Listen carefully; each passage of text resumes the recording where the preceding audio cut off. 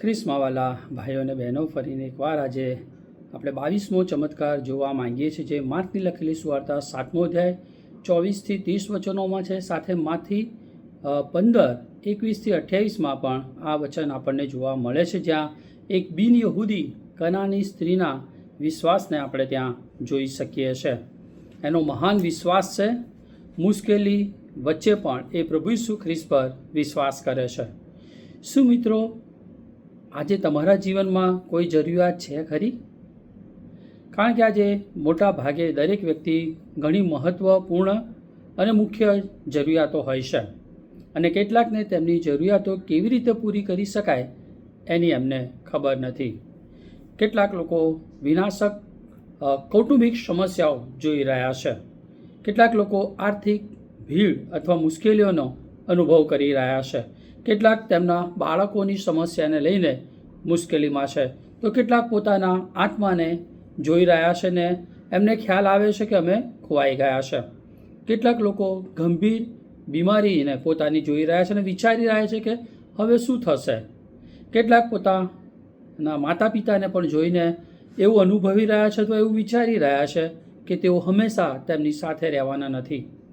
મિત્રો, હું અહીં બેસીને આજે તમારામાંથી ઘણા લોકો જે સમસ્યાઓનો સામનો કરી રહ્યા છે તેની યાદી આપી શકું નહીં. તમારી સમસ્યાઓ વચ્ચે તમને મદદ કરવા માટે કોઈકની જરૂર છે એ હું તમને સ્પષ્ટપણે કહી શકું. તમારો ઉકેલ માટે તમારે કોઈકની જરૂર છે.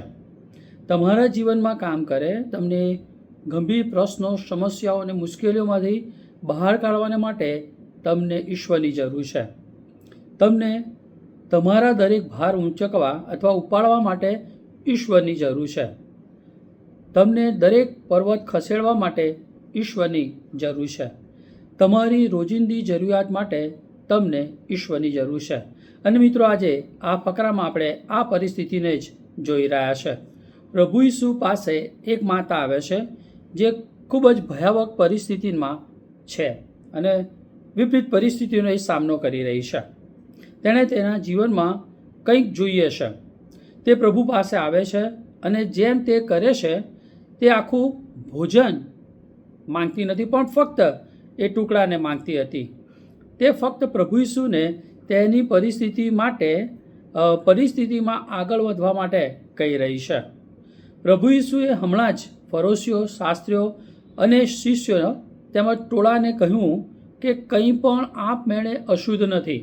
માર્ક 7:14-16 તેમને કહ્યું કે અશુદ્ધતા એ અંદરથી આવે છે. માર્ક 7:20-23 કલમોમાં આપણે જોઈ શકીએ છીએ. અને તેમનો સરળ સંદેશ હતો, માણસ જે તેના હૃદયમાં છે તે જ તે ખરેખર છે. અને આ લખાણમાં એક બોજગ્રસ્ત માતા પ્રભુ ઈસુ ખ્રિસ્તને શોધે છે. તે માતા જરૂરી મદદ માટે એ વિનંતી કરવાનું પ્રભુ ઈસુ ખ્રિસ્તને શરૂ કરે છે. અને તે અનેક પડકારોનો તેને સામનો કરવો પડે છે, પરંતુ તે દ્રઢ રહે છે અને તે જે માટે આવી હતી તે મેળવે છે. જ્યારે આજે આપણે આ ચમત્કારનો અભ્યાસ કરીએ છીએ ત્યારે હું એવું ઈચ્છું છું કે તમે સમજો કે તમારા માટે એક મહાન આશા છે. ઈશ્વર તમારી પાસે તમારી સમસ્યાનો ઉકેલ એમની પાસે છે. અને હું આ ફકરામાંથી મને જે અભ્યાસ કરતાં મને જે અલગ અલગ બાબતો મળી છે તે આપણા જીવન માટે જે જોઈએ છે તે શોધવામાં આપણી મદદ કરી શકે છે. અને 3 બાબતો આપણે આમાં જોવા માંગીએ છીએ. અને તે આ મધર જે માતા છે એની રિક્વેસ્ટ, રિસોલ્વ અને રિવોર્ડ, આ 3 બાબતો આજે આપણે આ વચનોમાંથી જોવા માંગીએ છીએ. જો માર્કની લખેલી સુવાર્તા તમે 7મો અધ્યાય ઉઘાડો અને એની કલમો 25 અને 26માં તમે જુઓ તો આ એક સ્ત્રી છે જે અશુદ્ધ આત્મા વળગેલો હતો. તે તેના વિશે સાંભળીને આવે છે અને તેને વિનંતી કરે છે. હવે અહીંયા તમે જુઓ તો આ કલમોમાં તે માતાનું આવવું, તેનું બૂમો પાડવું અને તેનું બોલાવવું, એટલે કે કેમ, ક્રાઇડ અને કોલ, એનું કારણ આપણને જોવા મળે છે. તો એને પહેલાં ધ રીઝન સી કેમ, તેનું આવવાનું કારણ જોઈએ. તો આ સ્ત્રી પ્રભુ ઈસુ પાસે આવી કારણ કે તે તેની દીકરીની તેને ચિંતા હતી. અને આ બાળકી દુષ્ટ આત્માથી કે છે ઘેરાયેલી હતી અને કદાચ એ હિંસા અને ગુસ્સાથી વર્તી હશે અને તેને મદદની ખૂબ જરૂર હતી. કદાચ દુષ્ટ આત્મા તે દીકરીને શારીરિક કે છે નુકસાન પહોંચાડી રહ્યો હતો અને માટે તે ક્રાઇડ એટલે બૂમ પાડવાનું તેની પાસે કારણ હતું. માથી 15 અને 23 આપણને જણાવે છે કે પ્રભુ ઈસુ પાછળ તે બૂમ પાડ્યા કરે છે.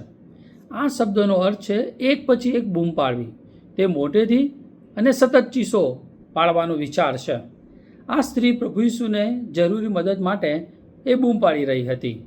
તે માટે તે બેચેન હતી.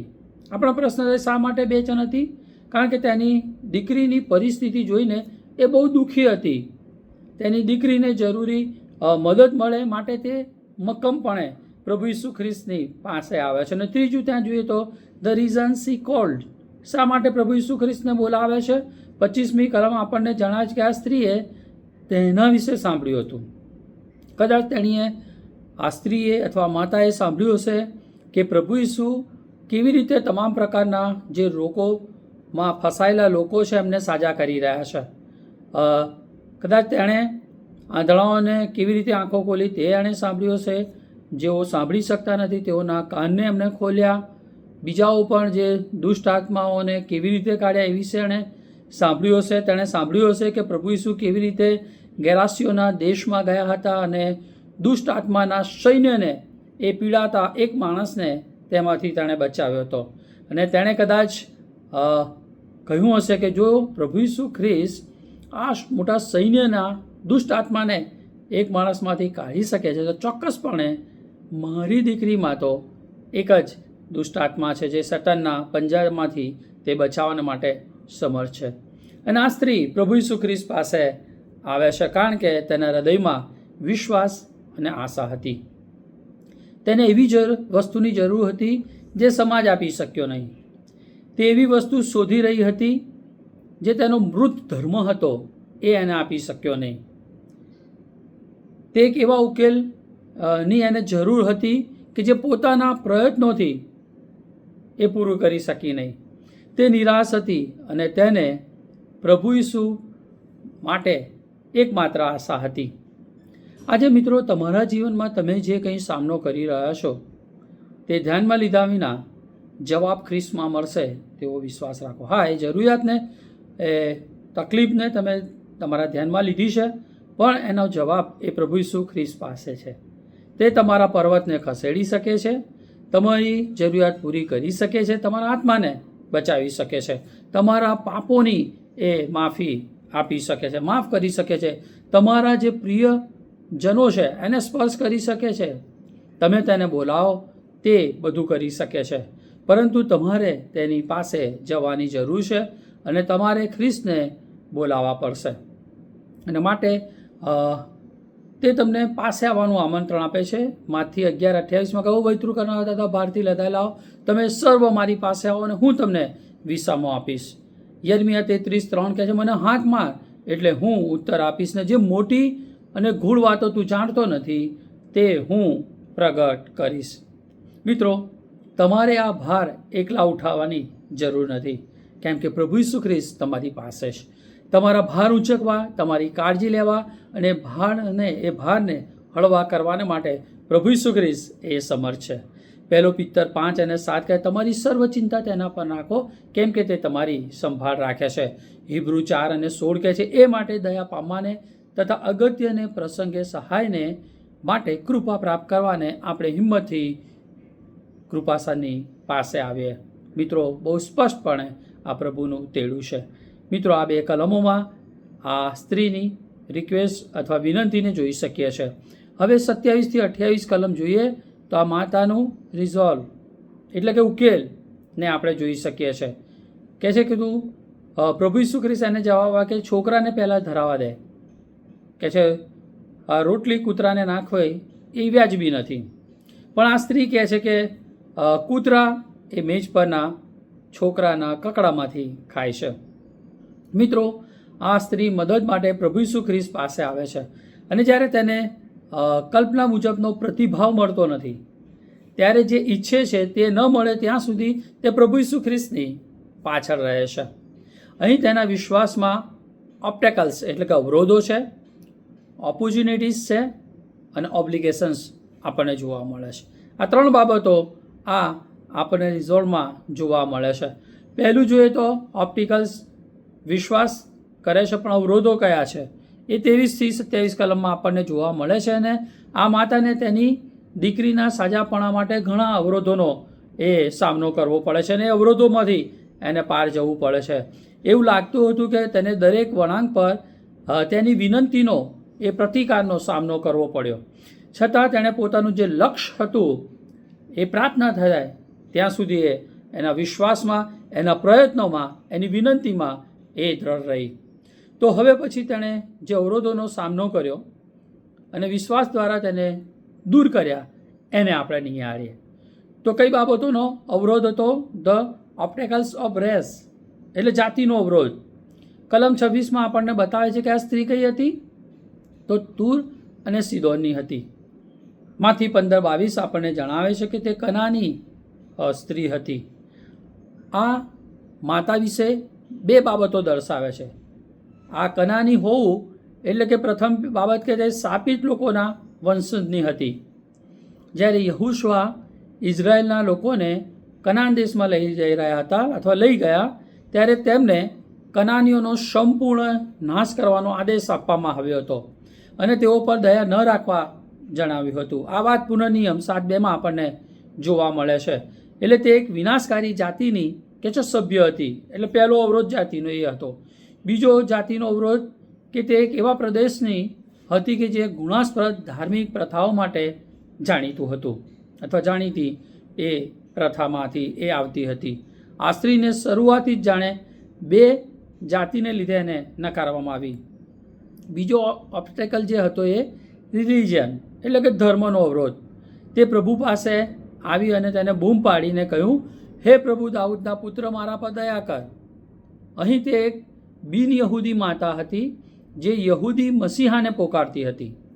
તેને યહૂદી ધર્મના માર્ગ દરવાજામાંથી જાણે પ્રભુ ઈસુ પાસે આવવાનો તેને કોઈ અધિકાર નહોતો. તે એક બિન યહૂદી અને માંથી 15 અને 23 મુજબ પ્રભુ ઈસુએ તેને પ્રતિભાવ આપ્યો, તેને માટે તે લાયક હતો. તેને જે પ્રતિભાવ આપ્યો તેના માટે તે લાયક હતી. પ્રભુ ઈસુએ કે તેને કશો જવાબ આપ્યો નહીં. આ બીજી બાબત અવરોધની, ધર્મની. ત્રીજી વાત રેસિઝમ એટલે કે જાતિવાદનો અવરોધ આપણને અહીંયા જોવા મળે છે. જ્યારે શિષ્યો આ બિન યહૂદીને તેમના મસીહાને પોકારતા જુએ છે અને સાંભળે છે, ત્યારે તેઓ પ્રભુ ઈસુને તેને દૂર મોકલવાનું કહીને એ શિષ્યો પ્રતિક્રિયા આપી રહ્યા છે. જાતિવાદનો અવરોધ અહીંયા જોવા મળે છે. માંથી 15 અને 23માં લખ્યું છે કે શિષ્યોએ આવીને તેને વિનંતી કરી કે આ સ્ત્રીને વિદાય કરો, કેમ કે આપણી પાછળ એ બૂમ પાડ્યા કરે છે. તેઓ તેની સાથે કંઈ લેવા દેવા કે છે માંગતા નથી. તે તેમના લોકોમાંની નહોતી. તેમની નજરમાં તે અલગ હતી. તેમને તેની બિલકુલ પરવા ન હતી. અહીં શિષ્યોનો મદદ કરવાનો હકારાત્મક કરતાં દૂર કરવા માટે એમને નકારાત્મક અર્થ જોવા મળે છે. એવું નહીં કે મદદ કરીને દૂર કરો, એના કરતાં નકારાત્મક વલણ જાણે કે જોવા મળે છે કે બિન યહૂદી છે માટે એને તમે દૂર કરો. અહીંયા જાતિવાદનો અવરોધ ત્રીજી બાબત જોવા મળે છે. ચોથી બાબત ધ ઓબ્સ્ટેકલ ઓફ રિજેક્શન, અસ્વીકારનો અવરોધ. આ ચોથો અવરોધ આપણને જોવા મળે છે. જ્યારે પ્રભુ ઈસુ ખ્રિસ્ત આ સ્ત્રી સાથે વાત કરે છે ત્યારે તેમના શબ્દો આપણા કાનમાં કે જાણે કઠોર લાગે છે. પ્રભુ ઈસુ તેમના શબ્દો તેને તેના મૂળમાં જ જાણે કે હચમચાવી નાખી શકે છે. એને મૂળમાંથી હચમચાવી નાખ્યા હશે જ્યારે પ્રભુ ઈસુ ખ્રિસ્તે આ રીતે એને પ્રતિભાવ આપ્યો હતો. કદાચ તેનું હૃદય એ ભાંગી ગયું હશે, તૂટી ગયું હશે. માંથી 15, 23 થી 26 કલમ જો તમે વાંચો ને તો આ વાંચી વિશે ઘણી વિગતો એમાં ઉમેરવામાં આવી છે જે માર્કમાં નથી, પણ માથીમાં 3 બાબતો આપણને જોવા મળે છે. પહેલી છે કે પ્રભુ ઈસુ તેને અવગણે છે. જાણે કે મદદ માટે તેની બૂમો જે છે એને ઉદાસીન કાન કરે છે, એટલે કે જાણે કે સાંભળતા નથી એવું આપણને લાગે. બીજું, પ્રભુ ઈસુ તેને કહે છે કે આ દુનિયામાં આવવાનો તેમનો જે મૂળ હેતુ છે એ તો ઇઝરાયલના જે ખોવાયેલા ઘેટા છે ને ત્યાં સુધી જ પહોંચવાનો છે. એટલે બીજી બાબત અહીંયા જોવા મળે છે. અને ત્રીજી બાબત, જ્યારે એ જીદ કરે છે ત્યારે પ્રભુ ઈસુ ખ્રિસ્ત તેને કહે છે કે તે એક કૂતરા સમાન છે, બાળકોના રોટલા માટે એ લાયક નથી. શિષ્યોએ તેને નકારી કાઢી અને હવે એવું લાગે છે કે પ્રભુ ઈસુ ખ્રિસ્ત પણ જાણે કે તેને નકારી રહ્યા છે. પાંચમો ઓબ્સ્ટિકલ તે તો રિયાલિટી, વાસ્તવિકતાનો અવરોધ આપણને જોવા મળે છે. આ પરિસ્થિતિની વાસ્તવિકતાઓ કે છે કઠોર છે. આ સ્ત્રી ની જે દીકરીને દુષ્ટ આત્મા વળગ્યો હતો તે એક વિનાશકારી જાતિની સભ્ય હતી. આ ધાર્મિક માણસોને તેને કે તેની પરિસ્થિતિની બિલકુલ પરવા નથી. એના ધાર્મિક માણસોને પણ તેને એવું લાગ્યું હશે કે તેની પરિસ્થિતિ નિરાશાજનક છે. શક્ય છે આજે મિત્રો તમે પણ આવા જ કંઈક અવરોધોનો સામનો કરી રહ્યા છો, અથવા તમે પણ આવા અવરોધો જોઈ રહ્યા છો.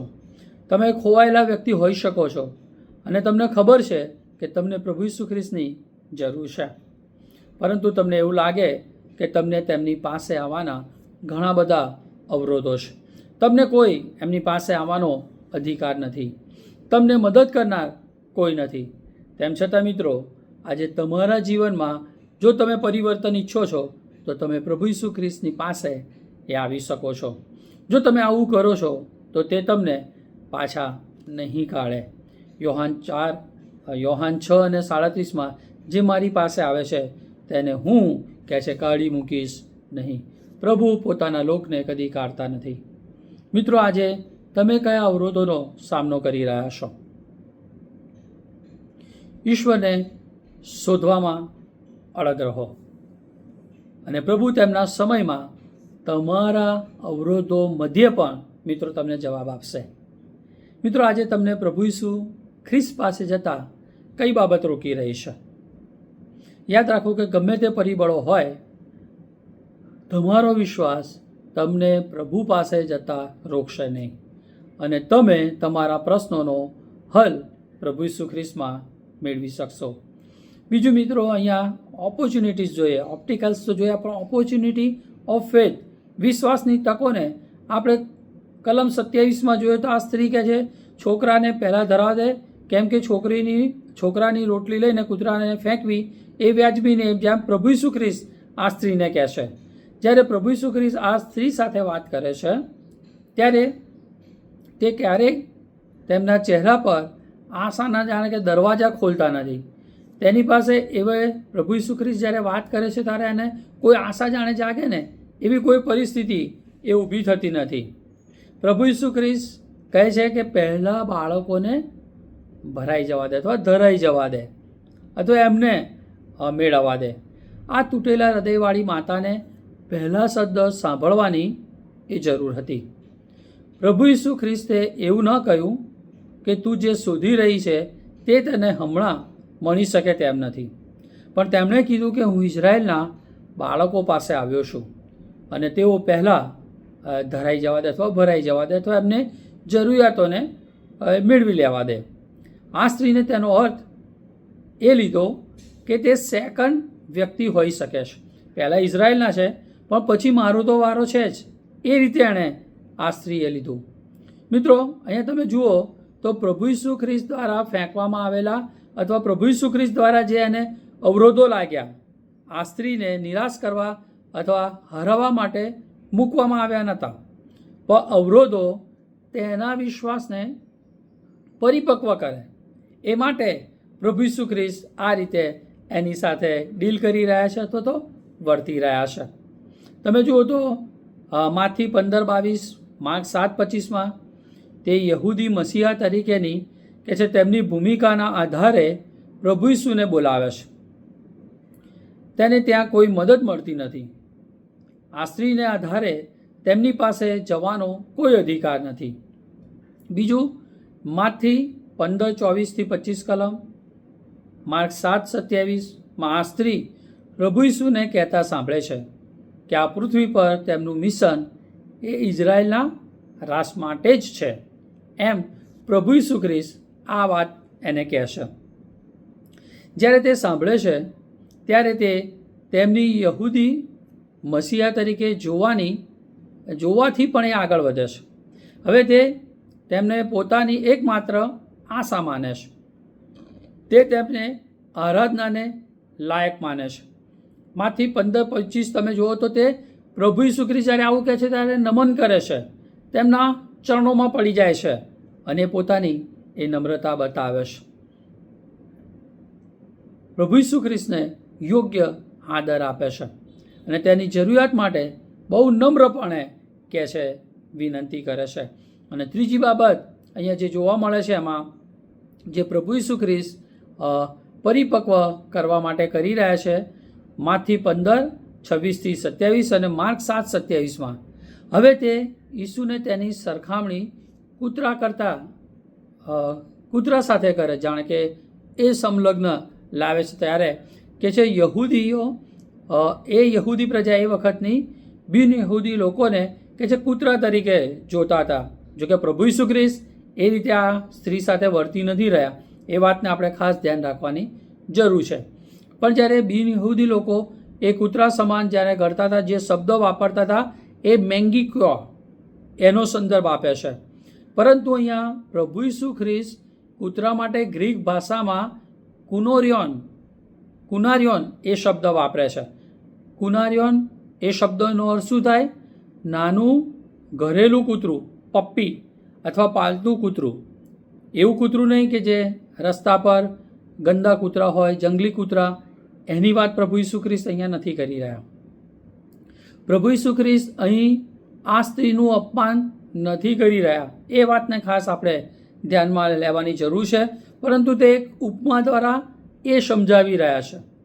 બાળકો તો ઇઝરાયલના લોકો અથવા યહૂદી લોકો કે જે લોકો ઈશ્વરના વચનો અને આશીર્વાદ પહેલાં તેમને આપવામાં આવ્યો હતો, તેમની સાથે ઈશ્વરે વાત કરી હતી, ઈશ્વરે એ પ્રજાને પસંદ કરી હતી, માટે બાળકો. પણ જ્યારે કૂતરા શબ્દ વાપરવામાં આવે છે તો જેન્ટાઇલ્સ અથવા વિદેશી લોકો, યહૂદી કરતાં બહારના લોકો, એવો શબ્દ પ્રભુ ઈસુ ખ્રિસ્ત અહીંયા કહે છે. એટલે ઈશ્વરનું કાર્ય કે જે છે પહેલાં ઇઝરાયેલ લોકો માટે છે, અન્યના લોકોને માટે પછી છે, એ વાત કહે છે. માટે એનું અપમાન કરતા નથી, એને ધૂતકારતા નથી, એને હડસેલી કાઢતા નથી, એને અપમાનિત એ કરતા નથી. એ વાત આપણે ખાસ ધ્યાનમાં લેવાની જરૂર છે. પરંતુ અહીંયા આ વાત પણ આપણે જોઈએ તો હકીકતમાં યહૂદીઓ આ શબ્દનો ઉપયોગ એ સદોમના લોકો કે જેઓ સમલૈંગિક લોકો હતા એનો ઉલ્લેખ માટે એ કરતા હતા. જે માથી 7 અને 6 પ્રભુ ઈસુએ આ શબ્દ વાપર્યો હતો. કોણ? તો કે સદોમના લોકો, જે સજાતીય સંબંધ રાખતા હતા. અને તેણી આ કહે છે કે હું જાણું છું કે બાળકોના ટેબલ પરથી ખોરાક લઈને કૂતરાઓને આપવું એ યોગ્ય નથી, બરાબર, ટેબલ પરથી લઈને. પરંતુ કૂતરાઓને પણ ક્યારેક ટેબલ પરથી જે નીચે પડે છે એક ટુકડો આપવામાં આવે છે અથવા એમાં ખાવામાં કોઈ વાંધો નથી, અથવા એ ટેબલ પરથી એક ટુકડો એ નીચે નાખવામાં આવે છે. અને હું એ જ વસ્તુ કે છે માગી રહ્યું છું. હું આખું ભોજન નહીં પણ ટુકડો માગું છું. અને આ વાત, એનો વિશ્વાસ, એની આશા અને જે ખાતરી છે એ આપણે અહીંયા જોઈએ છે. અને મિત્રો, અહીંયા જે નોંધવા જેવી બાબત છે કે શું તમે જોઈ શકો છો કે પ્રભુ ઈસુએ આ સ્ત્રી અને તેના નાના વિશ્વાસને કેવી રીતે લીધો, તેને સાથે લઈ ગયા અને તેના વિશ્વાસને વધારવામાં મદદ કરી. એ નાનો વિશ્વાસ, પરંતુ ધીમે ધીમે એ વિશ્વાસને પ્રભુ ઈસુ ખ્રિસ્ત આ રીતે વધારી રહ્યા છે. કારણ કે એની જરૂરિયાત પ્રભુ ઈસુ ખ્રિસ્ત ધ્યાનમાં છે. કારણ કે એને જે જોઈએ છે, જે મેળવવું છે, તો આ વિશ્વાસથી એને પ્રભુ ઈસુ ખ્રિસ્ત આગળ લઈ ગયા છે. વિશ્વાસના અવરોધો લગભગ હંમેશા એ છુપાયેલા તકોમાં ફેરવાય છે. એ વસ્તુને આપણે ધ્યાન રાખવાની જરૂર છે. માટે પ્રભુ આપણને તકો આપે છે. જ્યારે આપણે દરેક અવરોધો છતાં પ્રભુને શોધવાનું એ ચાલુ રાખીએ છીએ, ત્યારે આખરે આપણે જે જોઈએ છે, જે કરવાનું છે, એ કરવામાં પ્રભુ આપણી મદદ કરે છે. 28મી કલમમાં અહીંયા ત્રીજી વસ્તુ જે જોવા મળે છે, ધ ઓબ્લિગેશન્સ ઓફ ફેથ, એટલે વિશ્વાસની એની જે જરૂરિયાત છે, જવાબદારી છે અથવા ફરજ છે, આપણે જોઈએ છે કે 28મી કલમમાં કહે છે કે કૂતરા પણ મેજ નીચે છોકરાના કકડામાંથી ખાય છે. જ્યારે પ્રભુ ઈસુ ખ્રિસ્તે કહ્યું કે છોકરાને પહેલાં ધરાવવા દે, કેમ કે છોકરાની રોટલી લઈને કૂતરાને ફેંકવી એ વ્યાજબી નથી. ત્યારે અન્ય કોઈક હોત તો એ ક્યારની હાર માની લીધી હોત, પોતાના હથિયારોને હેઠા મેલી દીધા હોત અને ત્યાંથી પ્રભુ ઈસુ ખ્રિસ્ત પાસેથી આ સ્ત્રી એ ચાલી ગઈ હોત. ગુસ્સે થઈને એણે પ્રભુ ઈસુ ખ્રિસ્ત વિશે અલગ અલગ પ્રતિભાવ અને પ્રતિક્રિયા આપી હોત, પરંતુ આ સ્ત્રીએ એમાંનું કશું જ કર્યું નહીં. એ પોતાનો જે હેતુ અથવા લક્ષ્ય હતો એમાં એ અલગ ઊભી રહી. શા માટે તે અલગ રહી? કારણ કે પોતાનું જે સર્વસ્વ હતું એ એના દાવ પર હતું. તેની નાની દીકરી એ બંધનમાં હતી દુષ્ટ આત્માના, જેને મુક્ત થવાની એના માટે એ તીવ્ર જરૂરિયાત હતી. તે તેના પરિવારને એ બચાવવા માંગતી હતી, તે તેના પરિવારને મદદ કરવા માટે માંગતી હતી, માટે એ મક્કમ અને દ્રઢ હતી. મિત્રો, જો આપણે પણ આપણા પરિવારને, આપણા લોકને બચાવવા માંગીએ છીએ તો આપણા વિશ્વાસમાં એ દ્રઢ રહેવાની જરૂર છે. કદાચ એક ટુકડો જ તે મેળવી શકતી હતી, પરંતુ તે જાણતી હતી કે તેના હાથમાં એ એક ટુકડો જે હતો ને એ પૂરતો હતો. પોતાની દીકરી સાજી થાય એના માટે એ સર્વસ્વ હતું. જ્યાં સુધી તેને જે જોઈએ છે એ ના મળે ત્યાં સુધી આ સ્ત્રી એ હાર માનતી નથી. મિત્રો, આપણે પણ એ કરવાની જરૂર છે. મિત્રો, અહીંયા જે નોંધવા જેવી બાબત છે કે આપણા માટે કઈ સમસ્યા આજે મહત્ત્વની છે. શું તમને રસ્તામાં કોઈ અવરોધોનો સામનો કરવો પડ્યો છે, જેના કારણે હવે તમારા હાથ એ ઉપર કરી દીધા છે અથવા હથિયારને હેઠા મેળવી દીધા છે? એવો કોઈ અવરોધ છે કે જેનો તમે આજે સામનો કરી રહ્યા છો? તમને જોઈતા જવાબ માટે શું તમે ઈશ્વરને આજે છોડી દીધા છે? ઈશ્વરને શોધવાનું તમે મૂકી દીધું છે? શું તમને નક્કી કર્યું છે કે ઈશ્વર તમને હવે મદદ કરી શકશે નહીં, ઈશ્વર તમારા આત્માને બચાવી શકશે નહીં, અથવા તમારી જરૂરિયાતને પૂરી કરી શકશે નહીં? તમારી માંદગી, બીમારી, નાણાકીય ભીડ કે કૌટુંબિક પ્રશ્નો કે નોકરીનો સમસ્યા કે કંઈ પણ, એમાં પ્રભુ તમને મદદ નહીં કરી શકે? મિત્રો, ઘણું બધું જોખમમાં છે, ઘણી બધી તકલીફોમાં છે. આ સ્ત્રી પણ હતી.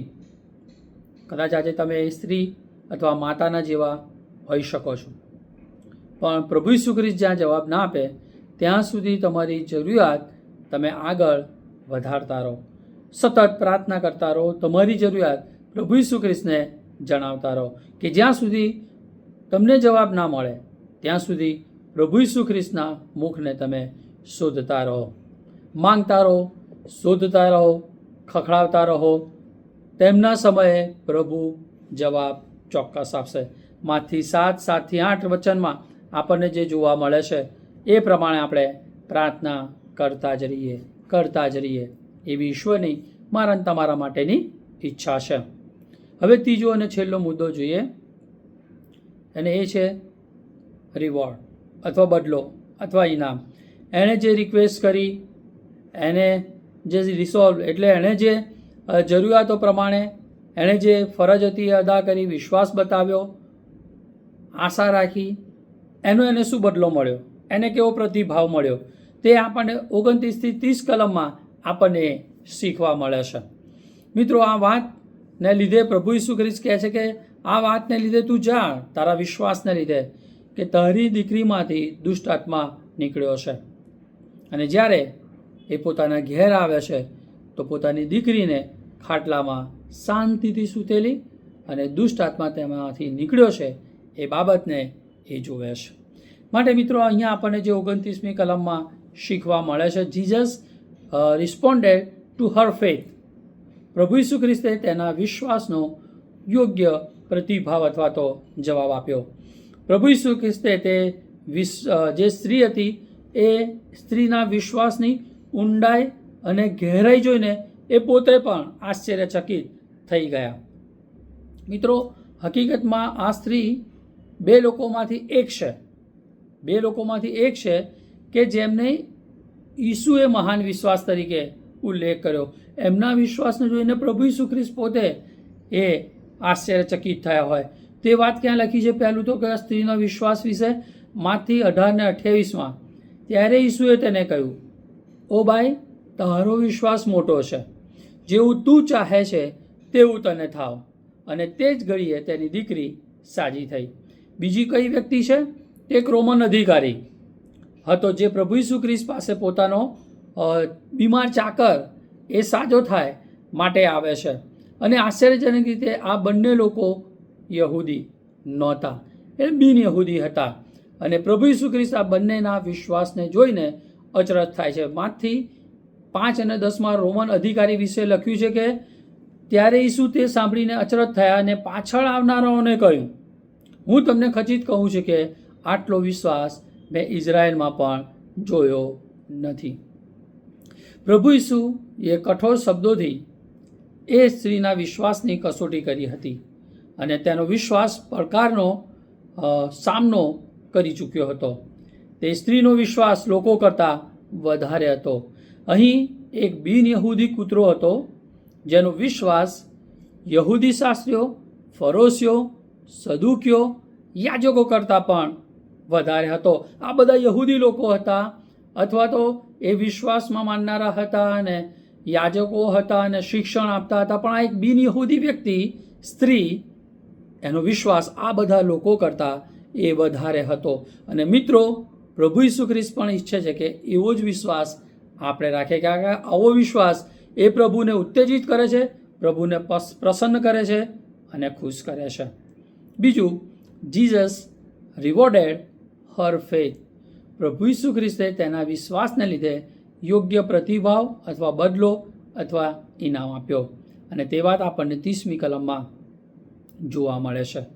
તેણે જે માંગ્યું તે બરાબર આપીને તેના વિશ્વાસનો બદલો કે છે પ્રભુ ઈસુ ખ્રિસ્તે આપ્યો. પ્રભુ ઈસુ ખ્રિસ્તે તે સ્ત્રીની દીકરીને કે છે સાજી કરી. તેનો વિશ્વાસ એટલો બધો મજબૂત હતો કે તેણે કોઈ પુરાવા માંગ્યા નહીં, પરંતુ તેણે પ્રભુ ઈસુના વચન પર વિશ્વાસ કર્યો અને પાછી ફરીને તેના પરિવાર પાસે કે છે ઘરે ગઈ. જ્યારે તે ઘરે પહોંચી ત્યારે તેણે જોયું કે તેની દીકરી એ સાજી થઈ ગઈ છે અને તેનો પરિવાર હવે સ્વસ્થ થઈ ગયો છે. કેટલો મોટો મહાન આશીર્વાદ, અને જે મને તમને બહુ મોટો પડકાર આપી રહી છે. મિત્રો, આજે કદાચ તમારી પરિસ્થિતિ અને સમસ્યાઓ પણ આ સ્ત્રી જેટલી જ કઠિન અને અવરોધક હોય, પીડાદાયક હોય, દુઃખદાયક હોઈ શકે છે. શક્ય છે આજે તમે નિરાશ, હતાશ અને ભાગી પડ્યા છો, હારી ગયા છો. પરંતુ આજે હું તમને કહેવા માગું છું કે તમે હિંમત રાખો. પ્રિય મિત્રો, તમારી પાસે પ્રભુ ઈસુ ખ્રિસ્તના નામમાં મહાન આશા અને ખાતરી છે. આજે તે દિવસ હોઈ શકે છે તમારા માટે જ્યારે ઈશ્વર તમારા પોકારનો જવાબ આપે છે. આજે તે દિવસ હોઈ શકે છે જ્યારે તમે તમારા જીવનમાં તે પર્વતને ખસેડતો જોશો. આજે તે દિવસ હોઈ શકે છે જ્યારે તમે તમારી પાસે અથવા તો તમે પોતે પ્રભુ ઈસુ ખ્રિસ્તની પાસે આવો છો અને તેમને બચાવવા માટે બોલાવો છો.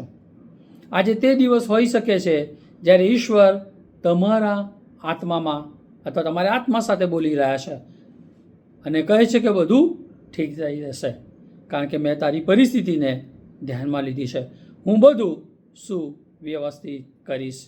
મિત્રો, આજે તે દિવસ હોઈ શકે છે જ્યારે તેમની શાંતિ તમારા દુઃખને બદલે છે અને તમને જરૂરી મદદ મળે છે. આજે જ તમારી તે જરૂરિયાતને ફરીથી તેમની પાસે લાવો. યાઇરસ તે તેની દીકરીને પ્રભુ ઈસુ ખ્રિસ્તના હાથમાં મૂકે છે અને પ્રભુ ઈસુ ખ્રિસ્ત તેને મૃત્યુમાંથી ઉઠાડે છે. લાજરસ કે જે 4 દિવસ થઈ ગયા કબરમાં હતા ને, પણ મરિયમ અને માર્થા તેને પ્રભુ ઈસુ ખ્રિસ્તના હાથમાં મૂકે છે અને લાજરસ સજીવન થાય છે. મિત્રો, આવા ઘણા બધા ચમત્કારો એ પ્રભુ ઈસુ ખ્રિસ્તે કર્યા.